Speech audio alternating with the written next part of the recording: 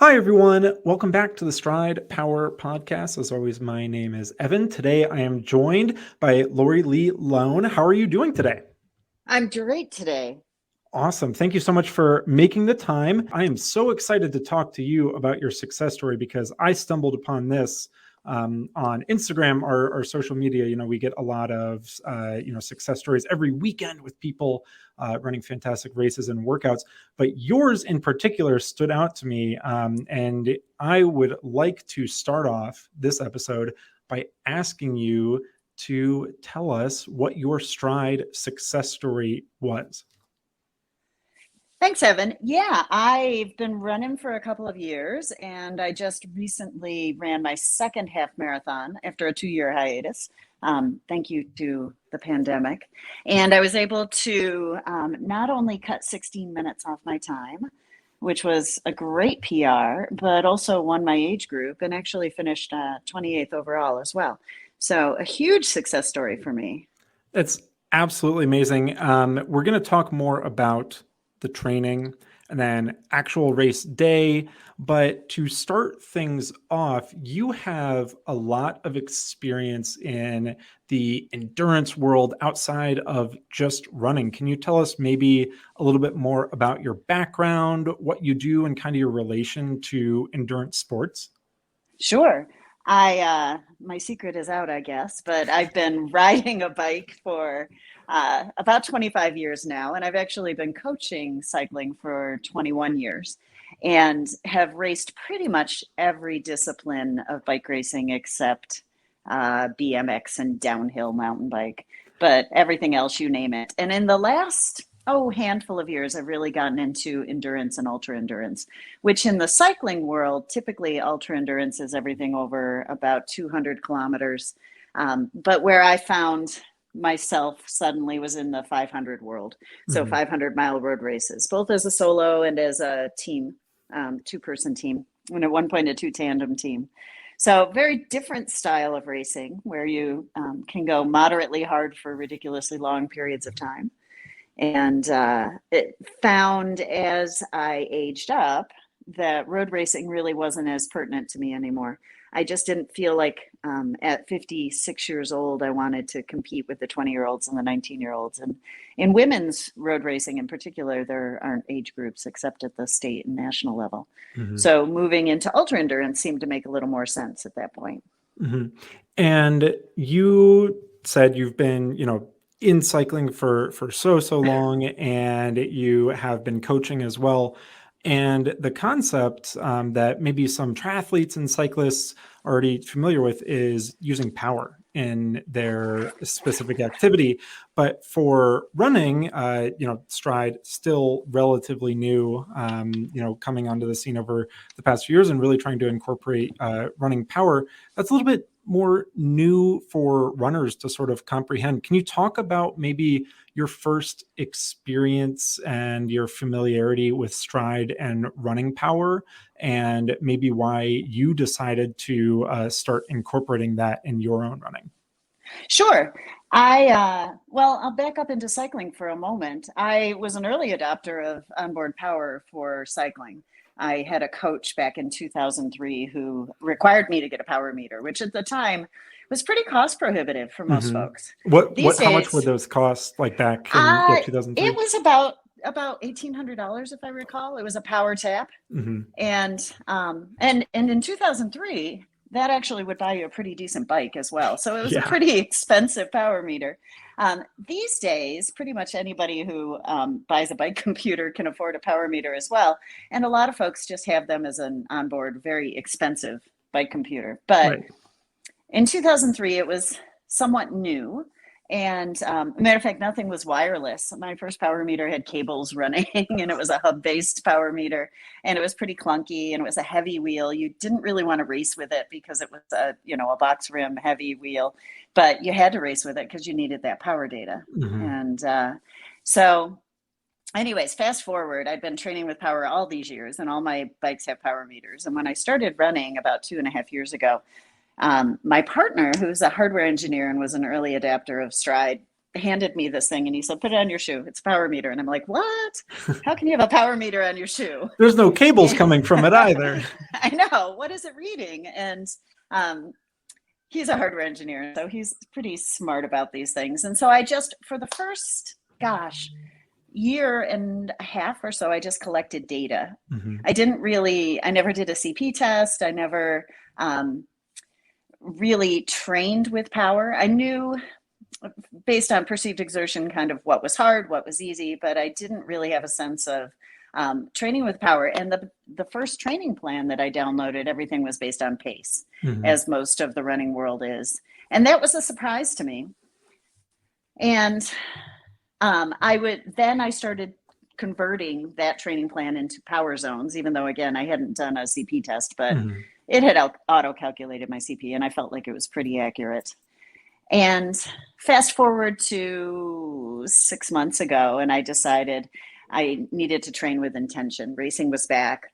And so I purchased a Stryd plan for a half marathon and started working with that, and then took my own coaching knowledge and enhanced that in a bit, maybe not in the smartest way possible, but came out with pretty good fitness. And I was surprised this fall when racing started again. Every race that I had registered for, Stryd would give me a race prediction, and I was like, I can't run that fast.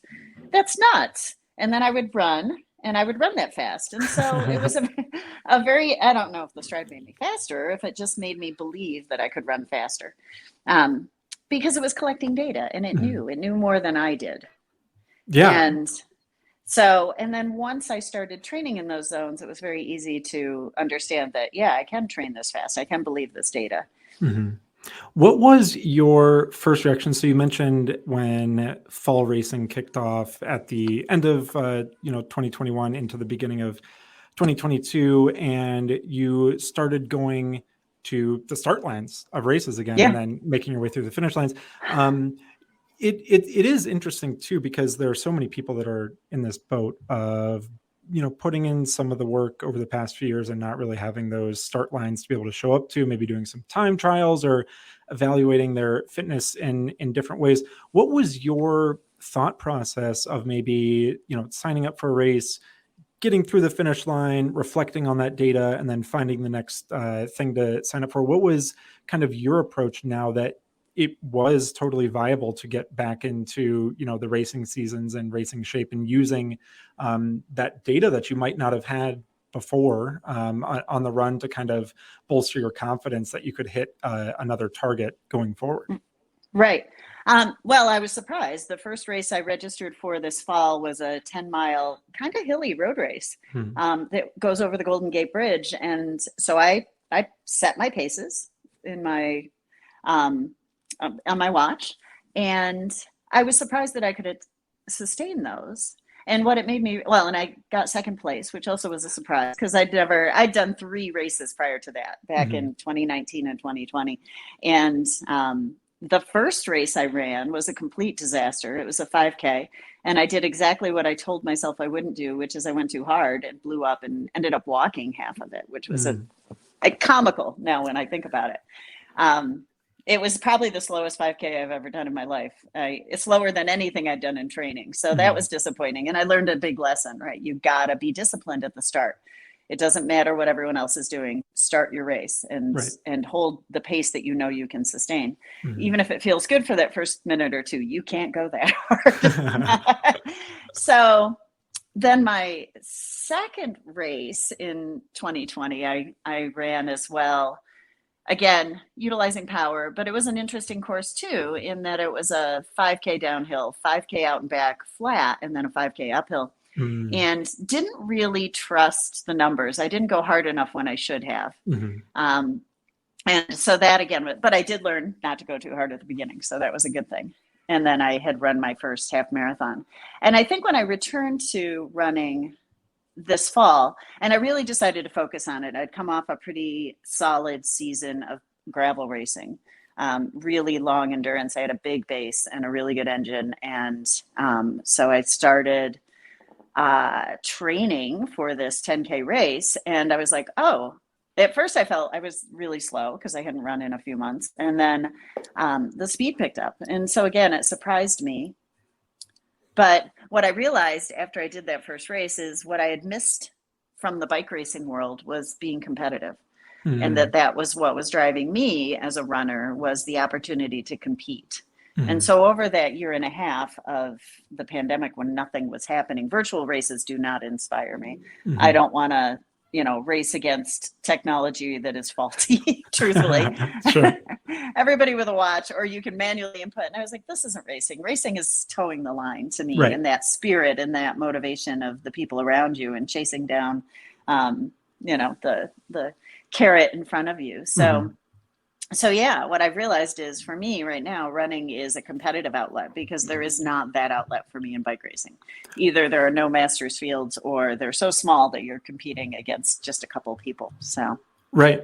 You mentioned you signed up for Stryd Training Plan, and yeah. then you went through that. What was your sort of experience starting to incorporate a running power plan, and maybe how did it differ versus your like initial expectations? And what do you feel like you Mhm. learned along the way? You said before you had, maybe had a plan where you converted some Yeah. things into power zones and stuff. But what was your experience kind of adopting a running power based training plan, and what did you feel like after you got to the end of that training plan, and where you wanted to go next from that? Yeah. What I learned is I'm very compliant, and not everyone is. And I will say I always had a really hard time running easy, as a Mm-hmm. lot of people do. Mm-hmm. And so I did what most people also do on the bike, which is we go moderately hard. We don't ever go really, really hard, and we don't go really easy. Sure. And I always found easy difficult. I couldn't sustain an easy pace. But what I learned was, as soon as I hear the prompts in my ear Mm-hmm. for my pace zones, if I'm going too fast or if I'm going too slow, I really don't like hearing that I'm going too slow. Mm. The sad trombone sound that comes out of Sure. my earbuds. And so that's a motivator to me. But I also learned that I could motivate myself to run slower. Mm. And just because, again, I didn't want to hear that tone. I didn't want to feel that I was overpaced on my Right. slow paces. So it somehow slowed me down, which was good. And in slowing down, it allowed me to run harder when I needed to run harder. And I think that's a key Mm. component in endurance sports that most people miss. Sure. And I know for me, people complain about speed work. I'd rather go out and do speed work every day of the week than easy runs. Totally. Um, so that was a big lesson for me, was learning how to go slow.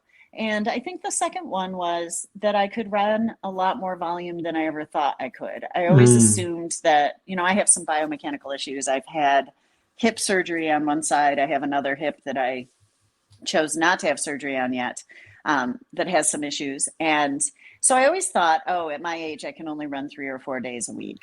Mm. And I also thought, with 25 years of endurance, I don't really need to do aerobic endurance training. And I realized that that was a fallacy that I'd been telling myself, that each year we need to rebuild that engine and stoke that engine. And maybe throughout the year, we need to stoke that engine. That if we're only doing the hard stuff or the moderately hard stuff, we're, again, doing that disservice that doesn't allow us to really get faster and improve.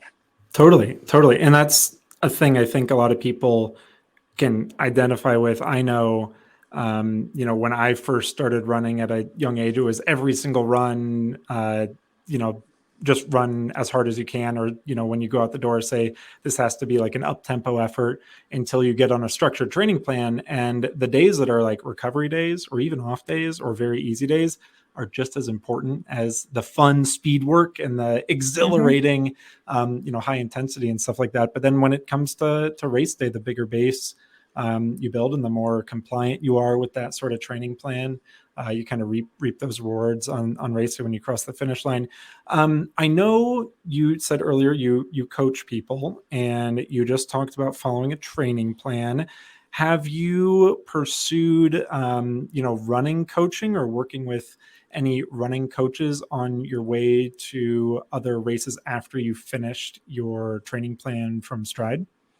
I have, actually. So At the beginning of 2020, before we knew everything was shutting down, or no, was it 2021? I don't even remember anymore. It was 2021. Mhm. I worked with an RRCA coach, someone who I knew through a running group, Mhm. and that's when it first dawned on me that RRCA and running coaching in general does not embrace this tool. Mhm. And most of them don't even know about it, which I find to be just appalling, quite frankly, that there's this technology here. I mean, there are still running coaches who suggest that you run based on heart rate, which is just amazing to me. And pace isn't much better unless you're Mhm. running on a flat road with no wind and no Right. change in terrain. Right. So the fact that this technology is available and it is inexpensive and it is accessible, it's amazing to me that more people don't utilize it. And so I Mhm. started working with a coach, and she was a relatively new coach, but I thought I'll give her a chance. She seems like a nice person, and she's a very good cheerleader. Absolutely. And I think there's a market for that type of coaching. Obviously, there are lots of, moms run this town and Mhm. mother runner and that kind of group, but it definitely wasn't the right fit for me. Mhm. And I conveniently had a little injury that kept me from running for a bit. So we ended that relationship, and then I started again on my own. And then as I have continued to be a fangirl of Stryd and also Steve Palladino, the Palladino Power Project, I decided it was time I needed a coach. I needed someone to keep me from making mistakes, Mhm. to keep me from running too hard or getting injured or not making the right choices. Because I'm not as unbiased about myself as I'd like to be, as Right. no one is. That's not a huge fault, and that's Yes. not a surprise. So I had, as I said, I've been following along on Stryd and on the Facebook group, the Palladino Power Project. And one day I was on the Stryd website and looking through the directory of coaches and a handful of people who I know. And I thought, why not reach out to Steve? Mhm.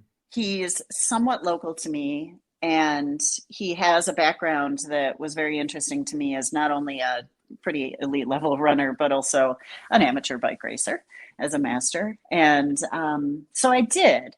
And I sent him an email and I said, hey, I know you're very limited in who you coach, but I'm a master's athlete with 25 years of endurance experience, new to running, and I seem to be well suited to running. I was finishing, podiuming everything I ran this past fall.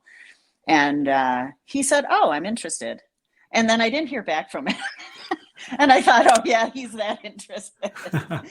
So then I pinged him again, and I was 2 weeks out from my race at this point, and I said, Mhm. if you're interested, I really could use some help with my taper. I Mhm. want to make sure I do the right thing going into this race. I've put in 5 months of work with this one goal of winning this race. Mhm. And so then he onboarded, and he is delightful to work with. So I've been working with him for the past month, and he is, even though he is such an analytical numbers based person, he's also a very intuitive and human person as well, which I really like. And he has an injury in his story, and I think he's very, very perceptive to injury too. Mhm. He's like, any niggle, any discomfort, I want you to tell me. That's the most important thing we need to know. Right. So, and he's not a cheerleader. I guess he is in his own way. I do my workouts and I'm 100% compliant. And he'll always, leave me a note that says excellent execution or that kind of thing. And I'm like, Right. yeah, that's his attaboy. So, and I know from being a coach myself that relationship with your coach is super important. Finding Mhm. someone who can relate to you on your terms and who you're compatible with, you just feel comfortable with in their decision making, in trusting them. And that's, I'm often saying to him, I'm asking him questions all the time because, again, because my background in power coaching on the bike, I have lots of questions. But I'm honest with him. I'm like, I defer to you. I hired you for a reason. You know your shit, right? Mhm. You know what Mhm. you're doing. And I'm going to defer to that. So thank you for being the voice of reason, Yeah, which is good. I have, I guess, just like a quick question there too. There's a very big difference, kind of like you highlighted, about following a training plan and working with a coach, because the coach can be a cheerleader in their own unique way, but there is some intuition and there's some deeper level analysis. And we do have a great directory, like you mentioned, of coaches on Mm-hmm. our website. I think it's close to 500 people know. And then you also have a ton of experience working with other endurance athletes in the past.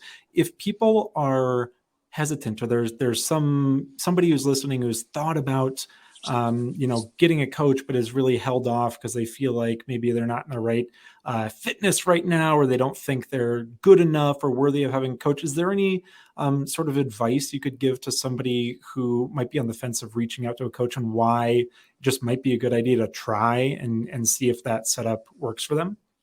Absolutely. We are not as smart as we think we are, and we're not unbiased. And I think that's really important. Mhm. And when it comes to something like power, finding someone who really understands, I don't even really understand all the numbers in running, because running is such a different sport. Mhm. And what I would say is, it is an investment, just like your race shoes. And I was shocked when I started running at how inexpensive running coaches are Mhm. compared to cycling coaches. And the fact that I can hire someone on a quarterly basis that costs less than a pair of running shoes or racing shoes, Right.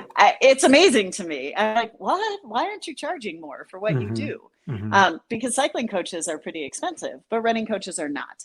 And so when you look at the fact that, and I guess it depends on what your goal is, but if your goal is just to run and have fun, that's great, and be social. And when you Mhm. work with a coach, oftentimes it's hard to incorporate group runs. It's hard to, so you have to be motivated to go out on your own and do it, Right. and to be compliant with a program. Because in the power world, every day that you do something, it changes what you're going to do in the next day, the next week, the Mhm. next month. Mhm. So you can't just say, oh, I was busy this week. That doesn't work. Right. But let me go back to your original question, which is, why should someone work with a coach? Mhm. Having that unbiased set of eyes that can see you in a way that you don't see yourself is really important. Mhm. And that goes both for the athlete who overestimates their ability and also the athlete who underestimates their ability. Totally. One of the first things that happened when I started working with Steve, I told him, I feel I have a real struggle doing my easy runs. And he looked at all my data and he said, would you do a CP test? We're 10 days out from my race at this point. And I'd never done one, and it sounded daunting because, doing an FTP test on the bike is awful. Sure. And I actually found the CP test really fun. We did a 3:10, Mhm. and, there's an hour and a half of activity there, but you're only going hard for 13 minutes. Right. And he said, I just have a hunch that you've been under training your zones, which we Mm. did. We tested, and I had been training at I think my CP at that point was 235. Mhm. And after testing, we went up to 250. So we were Mm. a pretty significant difference there. Mhm. And which means I could have left some fitness on the table, unfortunately, but that's okay. Right. It's an ongoing story. It wasn't a one and done. So Mhm. yeah. So even having someone intuitive who can just look at the numbers and say, hey, there's something that doesn't make sense here. Right. And That other set of also, eyes to be able to chime in and say, hey, they're either echoing what you're thinking or giving you a point of view that you might not have even considered. And that ends up paying off by, raising the expectations that you might have for future right. training cycle, or bringing it more into bounds of reality of what you should actually be doing.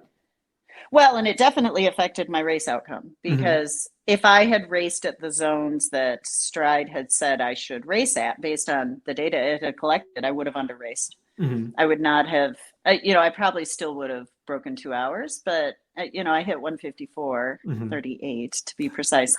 And, and that was a pretty big deal. So, and again, I looked at those numbers and I was like, I don't know if I can do this, but then I realized, yes, you can do this. Mhm. The other thing I think is, and this is what people don't realize, when you work with a coach, it's a relationship based on communication. Mhm. And the more that I communicate with my coach, the more they're going to be able to help me. And if I don't share the feedback after my workouts, if I don't tell my if I'm always just trying to be compliant and a pleaser, then I'm never going to improve to the full potential. I have to be able to communicate. And that's the biggest thing. A training plan that you buy online is not going to communicate that with you. Right. Right. It's not going to be dynamic. It's not going to change as you go. It's there and it's static, and it's a really good way to get started, I think. Mhm. Yeah, absolutely. But Absolutely. You mentioned your race day. Can you tell us? yeah, So you mentioned you started working with Steve about 2 weeks out, doing a 3 minute, 10-minute CP test to get everything nice in line 10 days out, and then the rest of the taper and race day. Can you tell us a little bit more about that before the 154.38 to be precise? Yeah. Yes. So the first thing that surprised me about the taper that Steve had written for me was that he had me running every day. Mm. And until December, I had never run every day in a week. It was a fluke. We went to Maui for vacation, and what do you do when you go on vacation? You exercise every day so you can eat. Sure. And so I ran every morning, and I was like, oh, I can run every day. I didn't know this. And when I had written my own taper for my other races, I had reduced my volume and kept my intensity high, but I didn't have any easy runs in there. And Steve had me on easy runs, and I was surprised by that. Now, the one surprise that we got is when I did my CP test, I went to a track, which I don't usually do. It was my second time ever on the track. And it happened to be a track that had a pretty significant slope into the infield. So sloping down on the left.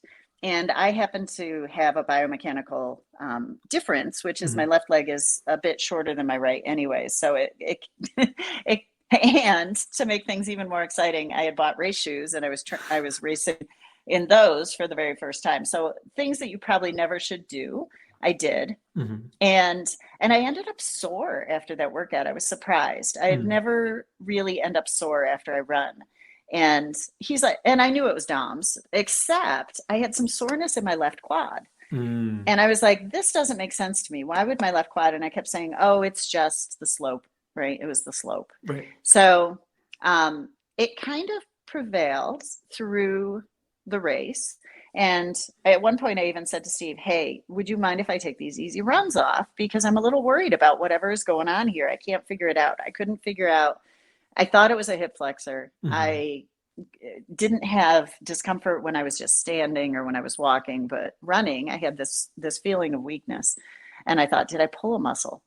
So that was our little hitch. And he said, well, you can take one day off. I was like, okay. So I actually went into the race wondering if I was going to be able to race. And, as we know, exercise has this analgesic effect. And I think that helped because I didn't feel that pain during the race itself. It has unfortunately sustained a little bit, and we actually think it's a pinched nerve. I've been working with my chiropractor, he does a lot of gong shui and all that stuff, MAT and ART, and we're pretty sure it's not muscle at all. We think it's a little bit of a nerve impingement, either at the hip or the spine. And so we took an easy week and then another easy week, and now I'm back to running, and it's still a little niggle, but anyways, back to the taper. So yeah, it was good. And the one thing that was a little different is typically I will do openers the day before a bike race. And Steve wasn't going to have me do anything the day before. And he did. He allowed me to do my openers. And then Could you maybe define what an opener is for people that maybe aren't from the cycling world, or what that kind of definition translates to in the running world? Yeah, it is a short effort. And in our case, we did about 20 minutes total, but there were some short, hard efforts within that period. So basically, you're running a nice, easy warm up. You do a few, almost like strides, and then you cool down and you're done. Awesome. Yeah, that is like that pre-race thing that just gets you settled and ready to feel good when you come up to that start line. Exactly. And it doesn't have a huge running stress score, just enough to keep you fresh. And I think there's probably as much of a mental component as anything else. Sure. But in my case, I flew down to I live in San Jose. So I flew to San Diego. Flying is always stressful on our body as athletes, and being in a hotel and all these things. And I was trying to, just back off and lay in the hotel all day and do nothing and eat the right food before the race. But I really felt the need to do that. And the other thing for me is I also do a warm up before my races. And he's like, well, you really don't need it for a half marathon. And I was like, oh, but I do. I do. Right. Both for my breathing and it warms my body up so I can stand at the start line in like no clothing. And I just felt like I had to do something. And so again, he wrote me a nice, easy-ish warm up, and gave me a very specific time at which to do it. And Hmm. so it was good structure. And I think that brings up another important point about having a coach is when you have a coach who's telling you what to do, you don't have to think about it and you don't have to question it. You just trust. Right. You got to trust your coach. And if you Yep. find you're in a relationship where you're questioning everything your coach asks you to do, it's probably not the right relationship. Right. And then that's that communication thing that you were talking about just previously. Mm-hmm. And it's that multi-channel back and forth stuff too. So you do your warm up and you're standing Yeah. on the start line. What is the goal that you had standing on the start line? Because you mentioned you PR'd by 16 minutes, broke two Yeah. hours, and you were coming into the race maybe feeling with a little bit shaken up, or the left leg soreness and stuff, but you get through the warm up, you're standing on the start line. What is the goal and what's going through your head before that start siren goes off for the race? Yeah. Well, my goal was to win. Mm-hmm. When I had raced the race 2 years ago, I raced it in 2:10. And at that point, I had said, I'm going to come back and win this, which sounded like a great goal, right? And Mm-hmm. of course, the pandemic happened, and then I couldn't race. So, Mm-hmm. so my overall goal was to win. Mm-hmm. And then in my mind, I had a whole set of scenarios, and it was interesting because Steve gave me this matrix, and he had said, based on these 3 running efficiencies and these 3 power outputs, here's your range of times. Mm-hmm. You're going to be between 1:54 and 2 hours. And I was like, well, heck yeah. Now, something else that I think Steve knows about me already, even though I was brand new to him, is he knows that I overrun my power, Mm-hmm. meaning I'm always a little above. And we'd even talked about it, which is because I'm afraid of being a little below. Right. So when I For the stood sad there, trombone music that comes exactly, in. no Yeah. sad trombone. And so I think he actually gave me a very conservative power goal. Mm-hmm. And he emphasized over and over again, he's like, don't go too hard. If you're feeling great in your last 5K, go. He's Mm-hmm. like, I want you to feel really good in that last 5K. And I want you to feel like you can go, which I did. I killed it in my last 5K. It was amazing. But so what was going through my mind? Don't panic. I have had a challenge in both my bike racing and my run racing career of being at the start line and going too hard and not being able to breathe. And I Mm-hmm. think it goes back to, I was diagnosed with exercise-induced asthma as a kid, and it's completely in control. I Mm-hmm. have not used an inhaler in years and years and years, but I think it's an anxiety response. Mm-hmm. I have a super low heart rate. And so to stand there and your heart rate's in the 50s and all of a sudden you're going, Right. it's like your body is in shock. And I had to just tell myself, do your thing. And that's what Steve said to me the night before the race. He said, just do what you do. And I was like, oh, yeah, I could do that because that's what I do. So I stood there with all these young kids and I lined up. They didn't have corrals for this. They didn't have pacers. And I lined up toward the front knowing, these young kids are going to go out and run ridiculously fast. And I was like, I know how to pace. I know how to run a negative split race. Mm-hmm. And I'm just going to do my thing and I'm going to let them go. And there were definitely a few times when I had to stop myself from trying to chase people down. Because that's what racers do. Right. But I followed my plan and I could hear, so I set up my watch so that I could hear the tones for my power, but I also could hear my split every minute. Mm-hmm. So I knew I was way on pace. I knew Right. that it was going to be fine. And I was pretty sure I wasn't going to blow up. But in the back of my mind, I kept saying, oh, your last longer run was X days ago. Sure. Can you still do a long run? So, yeah. So it was good. So my goal was win Mm-hmm. and don't blow up at the beginning of the race because that's disaster. Right. And then have a good 5K, last 5K, crush it, come under the 155 mark and set a massive, massive PR. What was your sort of initial reaction? Because like you mentioned, you were getting your splits and getting the feedback along the way. So it's not a surprise when you have 100 meters left and you see the finish line banner and you know what time you're at and stuff. But when you cross the finish line, what was your line of thinking and what were you kind of reflecting on? Well, it was interesting because, well, there's a couple of things. First of all, I'll say my watch was not calibrated correctly. So, Mhm. um, so I was actually running faster than it was telling me. Mhm. So that was an interesting surprise. And I had never looked at my watch.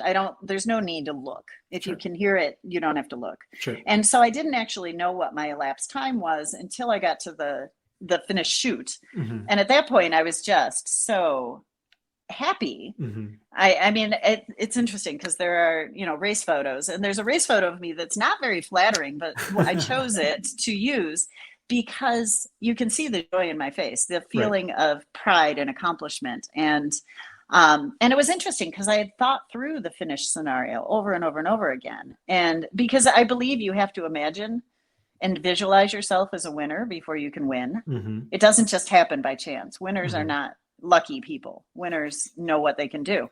And so I had imagined the finish of the race. I had imagined the last 5K of the race. And I thought, am I going to cry? What's going to happen? Nothing. I mean, I was kind of numb. I was like, okay, I did it. I looked at my watch. I'm like, I did it. Right. I pulled up my phone and looked at the results. I was like, oh, I won. And and I was happy. Yeah. But Amazing. yeah, yeah. Oh, I'm still happy. Don't get me wrong.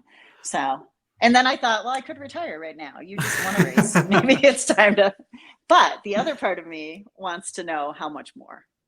Right. So my kind of final question and last thing I wanted to talk about was what's next? You set this massive PR, had this big breakthrough, working with a power-based running coach. You have more expectations and you said you learned a lot, but what is next for you? That's a really good question.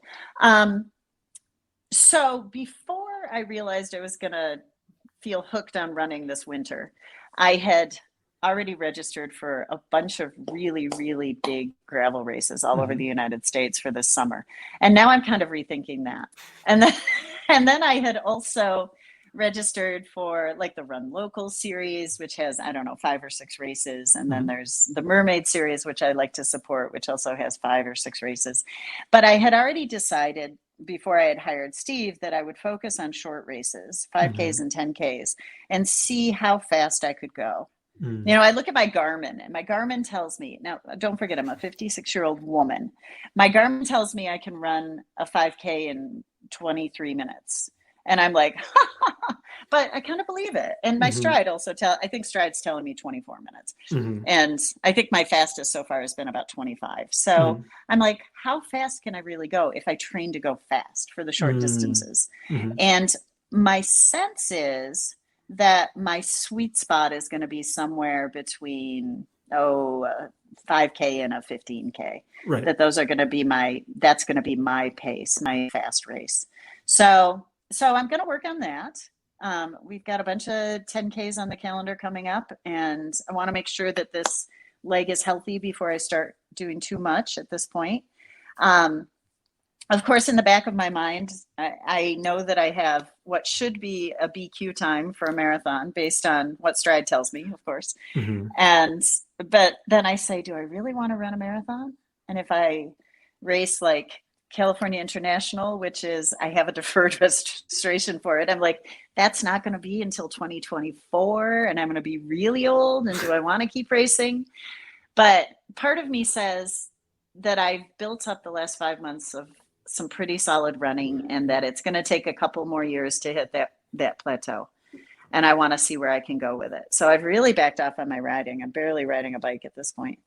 And I want to see what I can do with running, even at 56 years old. I think it's pretty exciting. So I asked Steve the other day, we had a phone call, and I said, how much faster do you think I can get?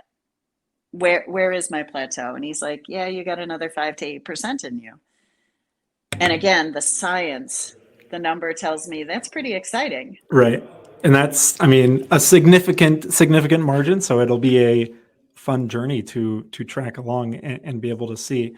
Lorri, Well, and I think that, yeah. Oh, If I sorry, can go say ahead. one more thing, I Yeah. think that's a really important lesson for all athletes who are participating in endurance sports. Hmm. You know, in cycling, we always tell folks you've got 3 to 5 years before you hit a plateau, that you are a beginner and to embrace being a beginner, that Hmm. it's a really exciting journey because every time you go out, you improve. You can go longer or faster or climb more or feel more confident. You improve your skills, but it's a long process. We don't Hmm. become athletes overnight, and it's okay to be a novice. And I am embracing that. It's, you know, I've got the cardiovascular engine. That's great. And now I'm training the rest of it. And I am excited about this process. And I think too many runners think, oh, you know, I did a half marathon. I'm not a beginner anymore. Sure you are. You're a beginner for a long time. And most people aren't as consistent as they could be. You know, Hmm. they run and then they take a big break and then they Hmm. run and they never train with intention. They just go out and think distance. How long can I go? Hmm. And so, really challenging people with um, their potential, which is not an overnight success story, is important. I don't think people understand that. Hmm. I think people think, oh, you're a genetic freak and you're able to do this because of that. But no, it's the consistency and the hard work and the training with intention in the right way that makes the Hmm. difference. Absolutely. And that's one of the things too that I feel like, I'm learning looking at everybody in our, like you mentioned, Stride Facebook community, the people we see talk about their success on, social media that might tag Stride, is that while, the success stories get highlighted as a race day, they're months and years in the making, and long training plans with, races maybe getting canceled and then coming back to it a year later and just knocking, the goal out of the park and really, really hitting a home run with that. So the success story is really highlighting all of that hard work, and then, summarizing all of the effort and work that you put in over that time. And there's so much of, that potential that can pay off. And for your example, crushing some 5K, 10K, and 15K races over the next few months before we get a super solid BQ. Yeah. Amazing. I want to thank you so much for coming on and giving us the time.